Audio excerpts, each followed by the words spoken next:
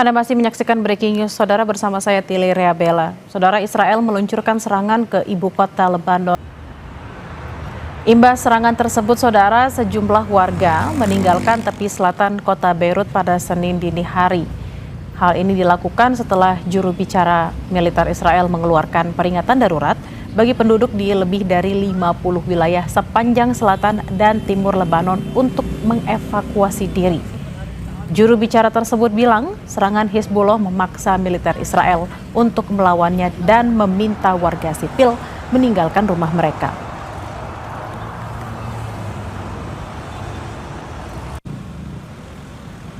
أول مرة طلعوا 3 انفجارات كانوا بعاد شوي، طلعنا على السطح ولقينا إنه في 3 انفجارات كانوا ورانا مبين الدخنة بس. بعد 10 دقائق بيرجع بصير تفجير ثاني ورانا تماما. بننزل كلياتنا بنهرب لتحت، وبضل شي 10 دقائق كمان بترجع بتنزل الضربة الأخيرة. 3 غارات ورا بعض والحمد لله نحن بخير وجينا لهون. Milisi yang didukung Iran di Irak mengaku telah menyerang pangkalan-pangkalan militer Amerika Serikat di Irbil, Irak menggunakan drone dan roket pada hari Minggu.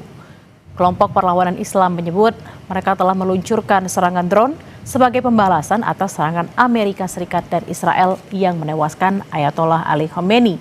Selain drone, kelompok tersebut juga mengaku menyerang pangkalan lain menggunakan roket. Tidak ada laporan korban atas serangan ini. Serangan Israel Amerika Serikat ke Iran pada Sabtu lalu, Saudara, menewaskan pimpinan tertinggi Iran, Ayatollah Ali Khamenei. Lantas seperti apa situasi di kawasan Timur Tengah pasca kematian Khamenei? Apakah perang akan segera berakhir atau justru Iran akan semakin melawan? Kita bahas bersama pengamat Timur Tengah Hasibullah Satrawi melalui sambungan Zoom. Selamat sore, Mas Hizbullah dengan Bella di studio. Selamat sore, Mbak Bella, apa kabar? Kabar baik, kita yang nggak baik ini melihat situasi di Timur Tengah hari ini dan kemarin. Ini informasinya tadi sudah disampaikan bahwa pemimpin tertinggi Iran, pemimpin tertinggi Iran Ali Khamenei meninggal. Informasi terbarunya Israel menyerang Lebanon. Analisis Mas Hasrawi seperti apa? Ya, saya menggarisbawahi kita sekarang berada di kurang lebih 50 jam semenjak serangan dilakukan oleh Israel dan Amerika pada kurang lebih jam 1 siang waktu Indonesia Barat pada hari Sabtu kemarin. Nah, kalau kita lihat perkembangan terbarunya, memang yang pertama adalah bahwa terutama di lapangan ini justru mengarah kepada eskalasi yang semakin meninggi di antara kedua belah pihak. Kita melihat media-media dalam waktu terbaru, dalam waktu terkini melaporkan sedemikian banyak serangan-serangan dilakukan di Iran, ledakan-ledakan yang terjadi di Iran di banyak kota. Dan juga pada waktu yang bersamaan di sekitar Israel juga makin banyak yang terlibat dalam perang ini. Yang terbaru adalah serangan yang dilakukan oleh Hizbullah di Lebanon yang kita ikutin bersama semenjak krisis atau perang yang melibatkan Hizbullah pada tahun 2024 atau 2023 semenjak Hamas melakukan serangan ke Israel pada 7 Oktober 2023. Itu setelah mengalami berbagai macam pukulan, termasuk keberhasilan Israel membunuh sekjen dan pemimpin tertinggi Hizbullah yaitu Hasan Nasrullah, maka kemudian pada akhir November 2024 itu secara terpaksa atau secara dipaksa Lebanon menerima konsep perdamaian dengan Israel. Yang salah satu upayanya memang kemampuan dia mempunyai senjata, dia mempunyai pasukan para milisi yang bisa dikatakan lebih besar daripada pasukan atau bahkan persenjataan yang dimiliki. Memang realitas yang cukup unik menurut saya, tapi itu ada di Timur Tengah, terutama di Lebanon, di mana ada katakanlah partai politik yang justru paling tidak bisa mengimbangi kemampuan dan kekuatan negara. Ini Hizbullah ini juga melakukan serangan sebagai upaya karena pemimpin tertinggi di Iran meninggal dunia. Lalu seperti apa sebenarnya hubungan antara Iran dan Lebanon dan seperti apa juga nanti konflik ini, apakah bisa meluas atau mungkin kita berharap juga bisa mungkin ada gencatan senjata. Tapi ditahan dulu, Mas. Kita akan kembali usai jeda, saudara. Tetaplah bersama kami di Breaking News Kompas TV. Anda kembali di Breaking News Kompas TV. Saudara, Amerika Serikat dan Iran resmi terlibat dalam konfrontasi militer terbuka. Presiden Donald Trump mengklaim serangan besar-besaran telah menghancurkan target strategis Iran dan operasi akan terus berlanjut hingga semua tujuan tercapai. Langkah ini berpotensi memperluas konflik di kawasan Timur Tengah. Over the past 36 hours, the United States and its partners have launched Operation Epic Fury, one of the largest, most complex, most overwhelming military offensives the world has ever seen. Nobody's seen anything like it. We have hit hundreds of targets in Iran, including Revolutionary Guard facilities, Iranian air defense systems. Just now it was announced that we knocked out 9 ships plus their naval building, all in a matter of literally minutes. Iran's formerly supreme leader, Ayatollah Khamenei, is dead. This rat operations continue at this time in full force, and they will continue until all of our objectives are achieved. We have very strong objectives. Israel pun meningkatkan serangan militer ke Iran. Juru bicara militer Israel, Evi Devrin, menyebut lebih dari 100 jet tempur IDF menghantam markas pusat sistem rezim Iran dalam gelombang serangan besar. Tel Aviv menegaskan operasi akan terus berlanjut hingga seluruh target tercapai. לאחר שבמכת הפתיחה של המבצע חיסלנו את ראשי משטר הטרור האיראני, כעת אנחנו מפרקים באופן שיטתי את מערכי הליבה שלו ומעמיקים את הפגיעה במשטר. לפני מספר שעות, צה"ל השלים גל תקיפות נרחב ברחבי טהרן. יותר מ-100 מטוסי קרב של חיל האוויר תקפו במקביל מפקדות מרכזיות של מערכי המשטר האיראני. אלו תקיפות משמעותיות ועוצמתיות, בהכוונה מודיעינית מדויקת, שאפשרו לנו לפגוע במפקדות משטר הטרור.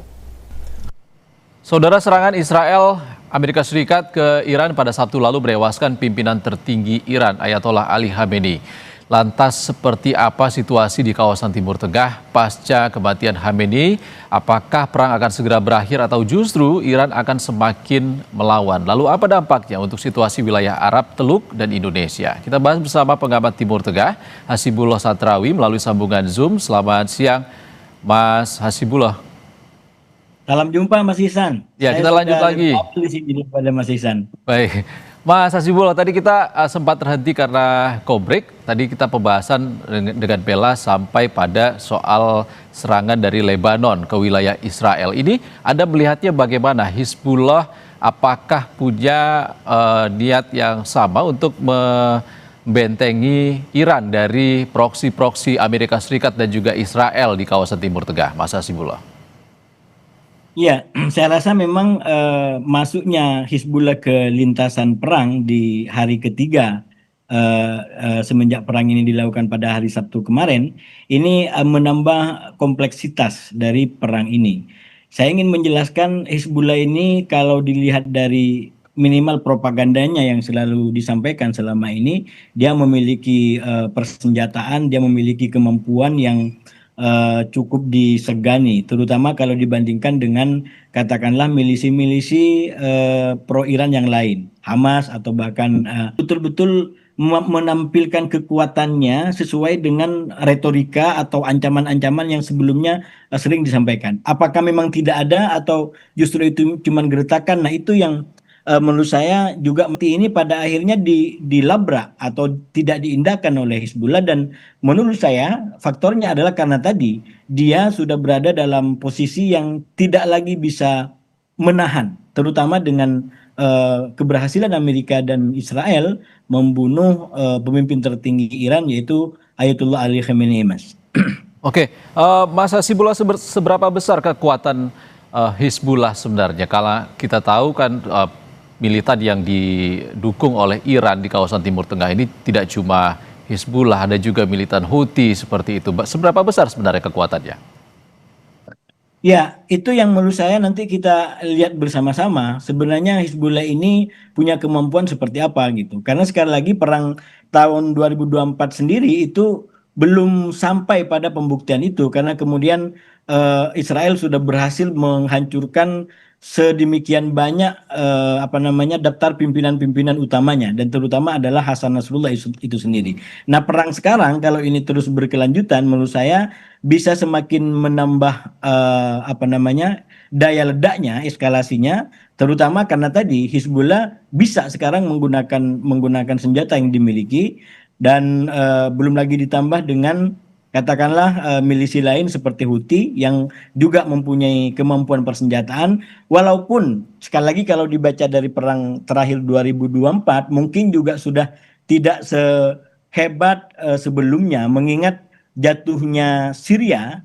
Nah, itu juga menjadi faktor bagi lemahnya kelompok-kelompok perlawanan di sekitar Israel. Karena Syria selama ini itu kayak semacam menjadi jembatan bagi masuknya tokoh-tokoh utama termasuk mungkin persenjataan dari Iran ke Lebanon melalui Syria. Nah, dengan keberhasilan rezim Assad dilengsarkan dan kemudian sekarang diganti dengan syarak yang secara tampilan awal jauh lebih pro barat, jauh lebih akomodatif dengan Amerika bahkan walaupun Israel masih belum menerima secara total, tapi dengan Amerika sudah sangat bagus, maka paling tidak ini mempersempit jalur logistik yang selama ini sangat dinikmati oleh Hizbullah untuk melakukan pengembangan dan penguatan kapasitas persenjataan dan pasukan mereka. Jadi memang Hizbullah sendiri saya yakin walaupun kuat mungkin tidak lagi kuat bayangan saya sebelum perang 2024. Ya, dengan potensi konflik yang melebar ini, apakah kemungkinan untuk diplomasi antara Iran dan juga Amerika Serikat ini total tertutup begitu, Mas? Kalau kita lihat perkembangan dari media-media, sumber-sumber yang memang tidak disebutkan namanya, sebenarnya sekarang kekhawatiran dari kedua belah pihak sudah mulai muncul.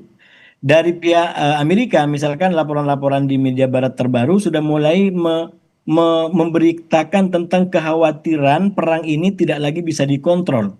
Dan apalagi perang ini sudah mulai memakan korban, merugikan dari pihak Amerika secara langsung.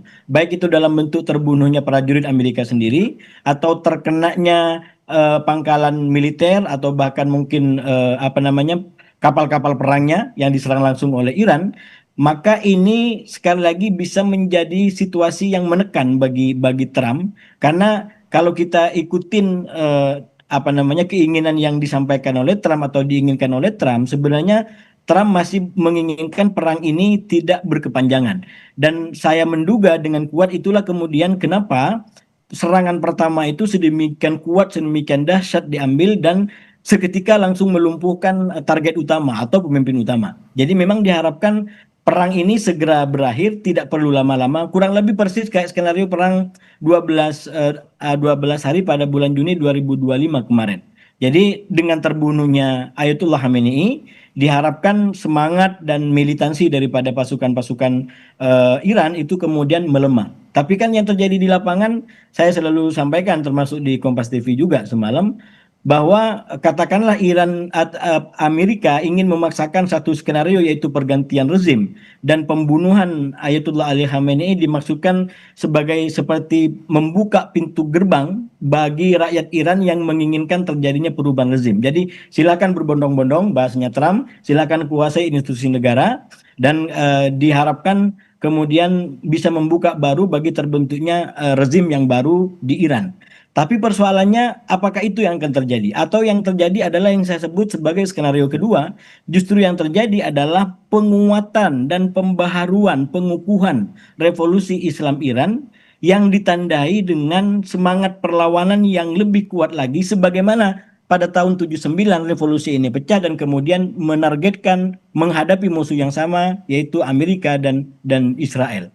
Nah, kalau yang terjadi adalah yang kedua, maka menurut saya sekarang justru kekhawatiran juga bisa dirasakan oleh Donald Trump terutama. Kalau Israel mungkin kita kesampingkan dulu karena memang dia ingin dalam tanda kutip barangkali dapat pencapaian tertinggi dan yang banyak membayar adalah Amerika. Jadi kita bedah Amerikanya. Kalau yang terjadi adalah skenario kedua, maka sekarang berarti sangat mungkin sesuai dengan media-media di barat yang sudah mulai memberitakan, kekhawatiran mulai muncul. Jangan-jangan yang terjadi adalah bukan skenario pertama, bukan pergantian rezim, tapi yang terjadi adalah justru pengukuhan rezim, pengukuhan revolusi Islam Iran, pembaharuan revolusi Islam Iran. Dan kalau ini yang terjadi, maka sangat wajar kalau kemudian Amerika menaruh kekhawatiran karena ini akan menjadi perang panjang dan sekali lagi Amerika juga punya pengalaman tidak baik dengan perang panjang yang tidak berpihak kepada mereka. Nah, kalau asumsi ini yang terjadi, maka kemungkinan untuk membuka peluang untuk mediasi, perundingan, ini menurut saya bisa diambil oleh para pihak. Saya terus terang menghargai dan mengapresiasi pemerintah Indonesia melalui Pak Prabowo yang sudah mengusulkan untuk menjadi mediator. Kalau Indonesia sendiri mungkin ini masih terlalu banyak kekurangan. Saya juga di Kompas TV semalam menyampaikan mungkin perlu disampaikan beberapa negara, misalkan Turki dengan Erdogan dan Rusia dengan Putin yang memang punya pengaruh juga kepada para pihak yang sekarang bertarung di Timur Tengah. Atau kalau mau ditambah lagi, kalau masih ada dan berkenan, yaitu negara-negara di Teluk seperti Oman yang memang selama ini sudah menjalankan tugas, menjalankan fungsi sebagai mediator. Nah, dengan adanya formula, dengan adanya mediator lintas negara ini, maka sebenarnya ada harapan dua pihak ini atau para pihak ini bisa kemudian dipaksa untuk masuk ke perundingan. Dan kalau kita lihat presidennya, sebenarnya mediator lintas negara ini sudah berjalan lama, terutama dalam konteks di Gaza. Itu sudah biasa Qatar, Mesir dan Turki itu menjadi mediator dan kenyataannya Amerika juga berarti berempat, yaitu Amerika, kemudian Qatar, lalu kemudian Turki, lalu kemudian Mesir. Jadi mediator untuk membawa Hamas dengan Israel ke meja perundingan dan bahkan sampai sekarang berhasil gencatan senjata diperlakukan walaupun Israel masih melakukan pelanggaran di sana sini.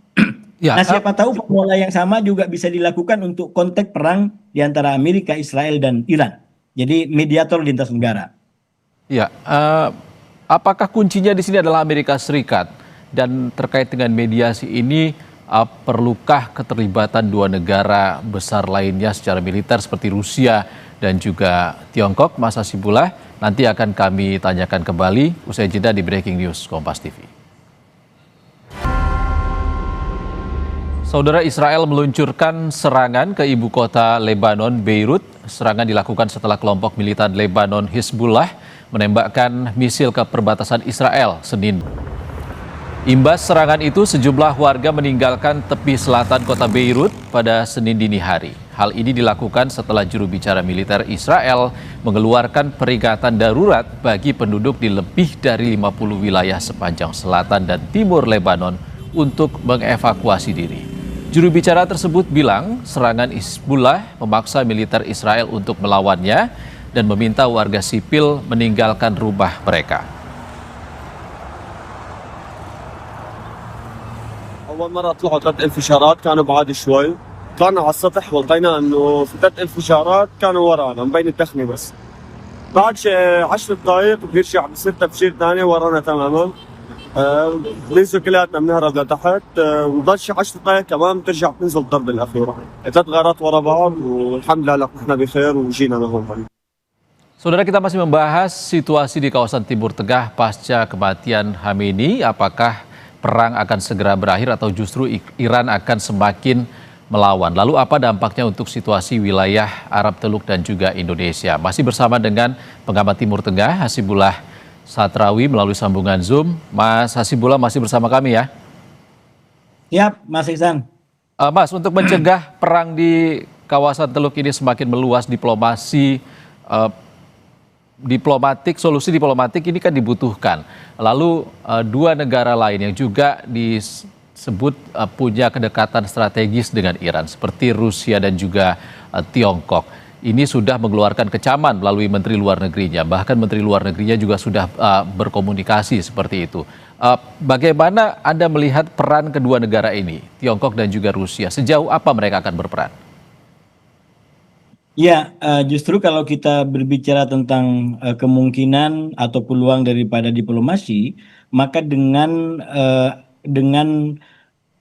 dukungan, keberadaan dukungan dari Cina dan Rusia yang terus terang sifatnya hanya retorika daripada dukungan langsung ke lapangan di saat Iran diserang seperti ini, justru ini bisa menjadi harapan gitu bagi dorongan diplomasi karena berarti ini situasi jauh lebih baik ketimbang katakanlah Rusia dengan Cina melakukan opsi turun langsung ke lapangan dan backup. Sampai sekarang negara-negara Arab Teluk tidak mengambil opsi serangan balik itu. Nah, kalau kemudian Arab Teluk mengambil opsi serangan balik, saya rasa tangga menuju Perang Dunia Ketiga udah makin tinggi. Hanya tinggal satu lagi, yaitu keterlibatan langsung dari Rusia dan Cina.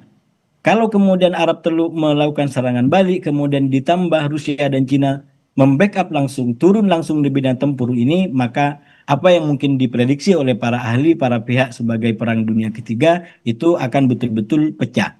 Nah, sekali lagi untungnya kalau dalam budaya kita di Indonesia, untungnya sampai sekarang satu negara Arab Teluk sampai sekarang hanya pada batas eh, menyampaikan dia punya hak untuk melakukan serangan balasan, tapi secara de facto dia belum melakukan itu. Dan yang kedua, tadi disampaikan oleh Mas Iksan, Rusia dengan Cina sampai sekarang hanya bersifat dukungan yang sifatnya tidak langsung dalam bentuk kecaman atau pernyataan bahwa yang dilakukan Israel dan Amerika melanggar segala macam tatanan moralitas atau hukum internasional. Nah, ini menurut saya mestinya menjadi keuntungan kalau kita ingin mendorong solusi diplomatik.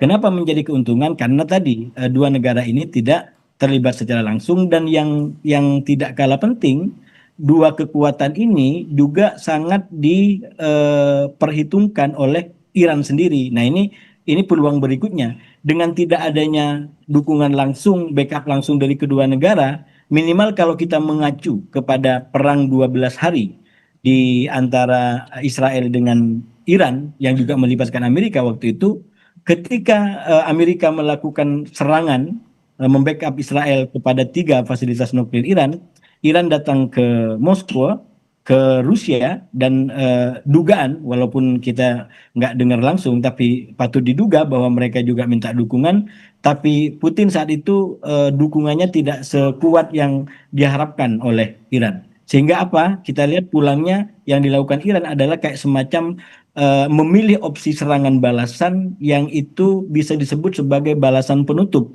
Jadi kayak semacam kompromi karena juga diberitakan saat itu Amerika sudah berkontak dengan Qatar untuk coba memediasi dengan Iran agar ini menjadi deeskalasi. Karena sekali lagi bagi Amerika cukup sekali serangan besar dan menghancurkan fasilitas nuklir. Nah, Iran mau balas tapi dari Rusia mungkin sinyalnya nggak begitu kuat sehingga setelah balik justru yang diambil adalah serangan terbatas yaitu kepada pangkalan Amerika di Qatar. Itu pun sudah dikasih tahu sebelumnya menurut beberapa media sehingga Amerika juga sudah mengosongkan prajuritnya di pangkalan itu dan praktis tidak timbul korban lagi yang akhirnya membuat kedua belah pihak merasa dibenangkan dan merasa terhormat, dengan kata lain sudah membalas tapi tidak perlu lanjut. Nah, kalau kita ambil ini sebagai skenario untuk sekarang, sekali lagi peluangnya ada gitu karena Iran yang sudah diserang seperti ini belum mendapatkan backup langsung daripada Rusia dan Cina. Sekali lagi, kalau kita menggunakan analisis di depan layar atau di depan panggung berdasarkan pernyataan-pernyataan resmi di media. Kalau data-data lain mengatakan berbeda di balik layar, ya saya tidak punya kemampuan untuk menembus berita di balik layar atau info di balik layar atau data di balik layar. Tapi kalau kita mengacu kepada pernyataan-pernyataan resmi, maka kondisi Iran sekarang yang dalam tanda kutip sendirian menghadapi keroyokan dari Iran dari Israel dengan Amerika, ini sebenarnya juga menjadi celah bagi mereka yang mau mendorong solusi diplomatik karena berarti Iran juga masih bisa untuk didekatin gitu. Apalagi pernyataan-pernyataan dari beberapa beberapa tokoh, misalkan Trump sempat mengatakan ada tokoh tertentu di Iran yang ingin komunikasi gitu kan, walaupun akhirnya ada klarifikasi dari pihak Iran bahwa tidak ada di antara mereka yang coba untuk komunikasi. Tapi sekali lagi ini berarti ada teorinya, nggak ada asap kalau nggak ada api. Cuman sekali lagi ini kan lagi situasi panas, jadi nggak mungkin orang mau kemudian tampil seakan-akan dia mau menerima kekalahan. Ini orang sekarang maunya seakan-akan dia yang menjadi pemenang. Karena itu kalau menjadi mediator menurut saya ini cukup alasan untuk kemudian diambil sebagai momentum melakukan langkah-langkah konkret, coba melakukan kontak dengan para pihak. Pertama mungkin mensolidkan tim mediator tadi dari negara-negara yang terseleksi atau diyakini, lalu kemudian bisa mulai masuk mendekati kepada aktor-aktor atau negara-negara yang sekarang berperang di lapangan. Begitu, Mas. Oke, Mas, dengan Iran juga menyerang Oman, tadi Anda mengatakan negara-negara Teluk ini belum memutuskan untuk membalas Iran. Lalu apakah dengan serangan Iran yang juga terus berlanjut ke beberapa negara, apakah memungkinkan negara-negara Teluk ini akan membalas akhirnya dan membuat Iran semakin tersudut gitu, dikeroyok? Aspek lain dari perang ini menurut saya Mas Iksan memang membawa negara-negara Arab Teluk pada situasi yang sangat kompleks. Sangat-sangat kompleks. Karena sekali lagi kalau kita baca dari awal, Arab Teluk itu tidak menginginkan perang ini. Arab Teluk itu sudah mengetahui bahwa kalau perang ini terjadi, Iran sudah mengancam juga akan menyasar pangkalan-pangkalan militer yang ada di negaranya. Karena itu Arab Teluk merekomendasikan kepada Amerika, kepada Trump agar lebih menggunakan pendekatan diplomasi. Itu satu sikap daripada Arab Teluk. Yang kedua, ketika Amerika dan Israel betul-betul menyerang dan kemudian Iran membalas mewujudkan apa yang dia janjikan, maka ini membuat Arab Teluk harus menanggung dampak atau mengalami kerugian yang boleh dikatakan paling besar, menjadi pihak yang paling dirugikan dari perang ini. Kenapa? Kalau Iran menjadi rugi, ya karena memang dia dimaklumi dia menjadi salah satu sisi konflik. Dia berperang. Jadi kalau kemudian diserang lalu banyak yang jadi korban, secara logika umum orang akan memahami memang kita berperang. Tapi kalau Arab Teluk dia tidak berperang, dia malah bersahabat dengan Iran, dia malah berhubungan baik dengan Iran. Tapi dengan serangan yang dilakukan oleh Israel yang sebenarnya tidak disetujui oleh Teluk, tidak direkomendasikan oleh Teluk, lalu Iran betul-betul membalas kepada negara-negara Arab Teluk atau pangkalan militer yang ada di Arab Teluk, maka ini membuat negara-negara Arab Teluk betul-betul berada dalam dilema yang akut tadi. Kalau dia membalas, maka ini bisa jadi semakin jauh masuk dalam skenario Israel yang memang dari awal menjadi pengorder, menjadi inisiator daripada perang ini. Kalau tidak membalas, maka Teluk akan susah untuk mempertanggungjawabkan, terutama juga di hadapan rakyatnya. Sekarang banyak tempat-tempat, katakanlah tempat-tempat wisata, tempat-tempat umum, bandara atau bahkan hotel yang menjadi sasaran daripada serangan yang dilakukan oleh Iran. Bagaimana mereka harus bertanggung jawab, harus menyatakan sikap di depan rakyatnya. Jadi ini situasi yang sangat kompleks bagi negara Arab Teluk. Belum lagi mereka berada di antara dua pihak yang bermusuhan, katakan Amerika dengan Israel dan Iran. Ini masyarakat akan melihat, loh kok negara-negara ini justru berada di dalam kelompoknya Amerika. Baik, dengan seperti ini, kenapa kok malah berada di pihak Amerika? Kenapa kok belum lagi misalkan dimasukkan refleksi, ini kan Arab Teluk selama ini didukung dengan persenjataan dari Amerika. Bahkan Amerika sudah berjanji kirim 2 kapal besar itu ingin melindungi para kolega, para sekutunya di Amerika, di sekitar Iran. Nah ternyata walaupun sudah kedatangan atau sudah ada dari semua peralatan canggih Amerika, kenyataannya roket daripada Iran, rudal Iran masih mampu menembus pertahanan Arab Teluk, termasuk yang didukung, yang dilapisi oleh Amerika. Jadi kalau mau reflektif, pertanyaannya di situ, kenapa Arab Teluk tidak mengkritik kepada Amerika? Kenapa Arab Teluk tidak Amerika? Nah sekarang Iran mampu menjangkau negara mereka. Tapi sekali lagi mungkin sekedar mempertanyakan itu juga tidak mudah kepada Amerika. Meminta pertanggungjawaban kepada Amerika mungkin juga tidak mudah. Sekali lagi karena mereka juga sudah menjadi korban seperti ini, dan yang paling mudah adalah dengan Iran gitu. Kenapa kamu serang kami? Yang ini kalau saya menggunakan bahasa yang digunakan oleh wartawan Al Jazeera, kita harus juga memberikan informasi ke publik, kepada masyarakat kita, dan semoga dari itu masyarakat kita juga bisa mengambil. Karena akan banyak skenario yang masih bisa terjadi. Terima kasih Mas Hasbullah Satrawi, pengamat Timur Tengah, sudah berbagi pandangan bersama kami di Breaking News Kompas TV. Terima kasih Mas.